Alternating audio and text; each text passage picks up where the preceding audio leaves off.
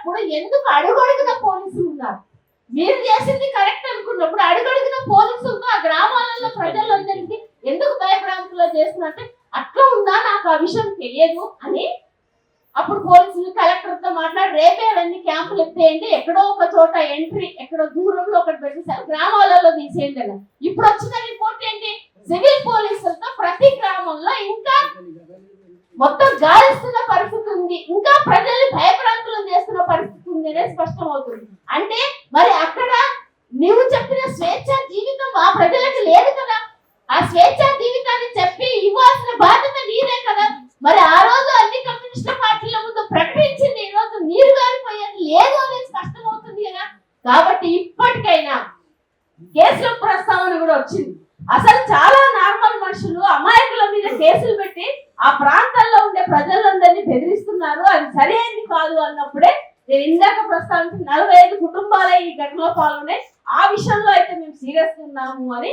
మిగతా వాళ్ళది కాదు అంటే అట్లా లేదు పరిస్థితి. అక్కడ అందరూ భయభ్రాంతులతో ఉన్న సమస్య ఉంది, అది మాత్రం మారాల్సింది అనేటువంటిది అందరు చెప్పాక మీరు వీడియోలు చూసారా, జరిగిన ఘటన ఎట్లా ఉందో వీడియోలు చూసారా అని పదే పదే మాట్లాడితే, వీడియోలు చూసినా ఏది చూసినా ఖచ్చితంగా అక్కడ ప్రొవకేషన్ ఉంది అనేది చాలా స్పష్టంగా మా కమ్యూనిస్ట్ పార్టీలు అందరికీ అర్థమైంది. ఆ ప్రొవకేషన్ నుంచి ఎవరికి వాళ్ళు తమ ఆత్మరక్షణ కోసం జరిగిన విషయంగా చూడాలి తప్ప ఉద్దేశపూర్వకంగా కుట్రపూర్తంగా జరిగిన విషయం కాదు అని కూడా కమ్యూనిస్ట్ పార్టీల వాళ్ళందరూ అక్కడ స్పష్టం చేసి వచ్చారు. కానీ గవర్నమెంట్ అధికారుల మీద జరిగిన దాడి నేను సీరియస్ గా తీసుకుంటున్నాను అనే పద్ధతిలో అతని నుంచి ముఖ్యమంత్రి నుంచి వచ్చిన విషయం. నేను ఎందుకు ఇవి చెప్తున్నామంటే, ఏదన్నా ఆ రోజే మా ముందు ప్రకటించాడు, అది ఫార్మాసిటీ కాదు ఇండస్ట్రియల్ కారిడార్, ఫార్మాసిటీ కాదు ఇండస్ట్రియల్ కారిడార్ అని చెప్పారు. కమ్యూనిస్ట్ పార్టీల ముందు చెప్పిన ఇంకొక వాగ్దానం ఏంటి, మీరు ఆల్టర్నేట్ చూపిస్తే నేను ఎక్కడైనా పెడతా, ఆ ప్రాంత ప్రజలకు ఉపయోగపడాలి అని చెప్పాడు. ఆల్టర్నేటివ్ ఒక సీలింగ్ ల్యాండ్ ఉందన్న విషయము, ప్రజలు నివాసించని ప్రాంతాల భూమి ఒకటి అక్కడ కేంద్రీకృతంగా ఉన్నప్పుడు ఆ ప్రాంతంలో భూమి అక్కడ ఫ్యాక్టరీ పెట్టొచ్చు, లీగల్ లిటిగేషన్స్ ని నిజంగా చిత్తశుద్ధి ఉంటే ఆ ప్రాంత ప్రజల జీవనోపాధికి, ఆ ప్రాంత మహిళలకు ఉద్యోగాలంట. అక్కడ మా ప్రాంతంలో చదువులేదు మా వాళ్ళకి, అంతా 10th ఇంటర్ చదివిన వాళ్ళే ఉన్నారు. నేను చాలా ఉత్సుకతతో నా ప్రాంత ఆడబిడ్డలకి 2500 మందికి ఉద్యోగం కల్పించాలనుకుంటున్నానని చాలా చెప్పాడు. అప్పుడు అంత ఉంటే ఇప్పుడు ఇక్కడ ఒక ప్రస్తావన ఆడబిడ్డల మీదకి వచ్చి మాట్లాడుతున్నారు. ఆ ఆడబిడ్డలే తమ సమస్యని, గోడుని, బాధని వెళ్ళగట్టుకుంటున్నారు. నా పిల్లలు నా దగ్గర లేరు అని చెప్తున్నారు. చెప్పినప్పుడు ప్రభుత్వం చేయాల్సింది, ఏ ఆడబిడ్డల గురించి చెప్పి రాజకీయం చేసి మాట్లాడాలనుకుంటున్నారో ఆ ఆడబిడ్డల ఉద్యోగాలకు వాళ్ళ ఆల్టర్నేట్ ఏంటో చూపిస్తున్నారో ఆ ఆల్టర్నేట్ ప్రభుత్వము లీగలైజేషన్ లేకుండా ఉద్యోగాల కల్పన చేయవచ్చు. వీళ్ళు ఉండి 30-40 ఏళ్ల నుంచి జీవనంతో ఆధారపడి బతుకుతున్న వాళ్ళని ఇక్కడి నుంచి వెళ్ళగొట్టి ఇక్కడ నివసించుకుని మంచి ప్రాంతాలు డెవలప్ చేస్తున్నారు, రోడ్లు వేస్తున్నారు, ఇళ్ల నిర్మాణం. ఒక్కొక్క ఇల్లు చూసాం ఆల్మోస్ట్ 40-50 లక్షలు పెట్టి ఇల్లు కట్టుకున్నటువంటి వాళ్ళకంటే ఇంకో చోట డబల్ బెడ్రూమ్ ఎవరికి కావాలి, 120 గజాల స్థలం ఎవరికి కావాలి.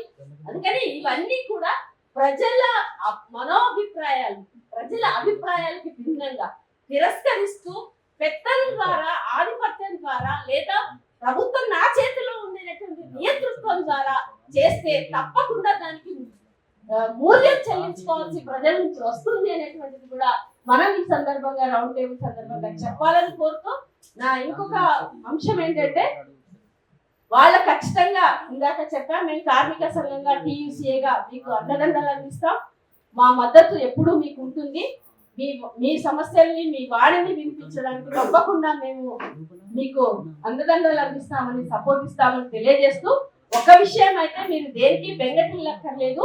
ఈ రోజు నాకు తెలిసి అంటే ఈ మాట అంటున్నానని ఫీల్ అవ్వకండి, కానీ ఈ రోజు ఇంత గట్టిగా ఈ ఉద్యమం ఉంది అంటే కూడా అక్కడ ఉండే ప్రజల మీద జనరల్ గా పాలకులకు ఏముంటదంటే, అధికారులకి సులకన భావం ఉంటది. తాగుడు పోస్తే, రోజు పోస్తే వీళ్ళు నోరు పూసుకొని అన్ని సంతకాలు పెడతారనే ఒక అహంకారపూర్త వైఖరి ఉంటది. కానీ ఇక్కడ ఇన్ని రోజుల నుంచి మూవ్మెంట్ కొనసాగుతూ ఉంది అంటే అక్కడ ఊర్లలో ఉన్న వాళ్ళు భయంతోనే బయటికి పోయిన ఆడవాళ్ళు నిలబడడం వల్లనే ఉద్యమం ఉంది అనే విషయాన్ని కూడా మనం గుర్తించాలి అని నేను భావిస్తున్నాను. ఏది ఏమైనప్పటికీ అక్కలారా మీరెవరు బెంగటిల్లక్కర్లేదు, ఈడ రౌండ్ టేబుల్ పార్టీలు అన్ని ఉన్నాయి. నెక్స్ట్ మీరు ఒకటి చేయగలిగితే బాగుంటది అనేది సజెషన్ ఏంటంటే, ఏ డిమాండ్స్ ఇప్పుడు రౌండ్ టేబుల్ నుంచి వచ్చిన డిమాండ్స్ ప్రజల నుంచి బలవంతంగా భూములు లాక్కోవడానికి వీల్లేదు. 2013 చట్టము సుప్రీంకోర్టు చెప్పిన తీర్పుల ప్రకారం వాళ్ళ అనుమతి లేకుండా భూములు లాక్కోవడానికి వీల్లేదు. ఒకటి. రెండోది, అక్రమంగా అన్యాయంగా అమాయకుల మీద పెట్టిన కేసులు తక్షణం తొలగించాలి. మూడోది, ఆ ప్రాంతం ఎమర్జెన్సీ కాలోలిత ప్రాంతం కాదు, తక్షణమే ఆ సివిల్ పోలీసులు ఏదిగా వాళ్ళని బయటికి రావాలనేది పెట్టాలి. అట్లాగే ఉపాధి అవకాశాలు కల్పించడానికి ఆల్టర్నేటివ్ భూమి ఇప్పుడు మనం ఏది చెప్తున్నారో ఆ ఆల్టర్నేటివ్ భూమిలో పెట్టుకోవచ్చు అనేది మనం సజెస్ట్ చేయొచ్చు. 5వ పాయింట్ గా నేను ఏం చెప్పదలుచుకున్నానంటే, ఇదే డిమాండ్ మీద అసెంబ్లీ సమావేశాలు ఎట్లాగో జరుగుతున్నాయి కాబట్టి, ఒకటి ఇందిరా పార్క్ దగ్గర మొత్తం ఆ గ్రామ ప్రజలందరినీ తీసుకొచ్చి ఉన్నటువంటి అన్ని పార్టీలు ఇంక్లూడింగ్ కాంగ్రెస్ లో ఉన్నోడు కూడా ఎవరు మద్దతు వాళ్ళని కూడా తీసుకొచ్చి దాని మీద ఒక నిర్దిష్టమైనటువంటి డిమాండ్ ని మనము చేపడితే బాగుంటది. కారిడార్ ఏర్పరుస్తావా, ఫార్మాసిటీ ఏర్పరుస్తావా అనే చర్చ కాదు కదా. ఇక్కడ ప్రజలు ఏం భావిస్తున్నారు అనేది చర్చ, ప్రజలు ఇవ్వడానికి సిద్ధంగా ఉన్నారా లేదా అనేది చర్చ. జీవించే హక్కు ప్రజలకు ఉంది, ఇది ప్రజాస్వామ్యం. ఈ దేశంలో రాజ్యాంగం ప్రకారం వాళ్ళ మనోభావాలు వ్యక్తీకరించి దానికి అనుగుణంగా ప్రభుత్వాలు పని చేయాలి అని నిర్దేశించే శాసించే హక్కు కూడా ప్రజలకు ఉంది. అది మనం ఈ రౌండ్ టేబుల్ సమావేశం సందర్భంగా దాన్ని చెప్పాలని తెలుస్తూ నాకు ఈ అవకాశం ఇచ్చినటువంటి రౌండ్ టేబుల్ థ్యాంక్స్.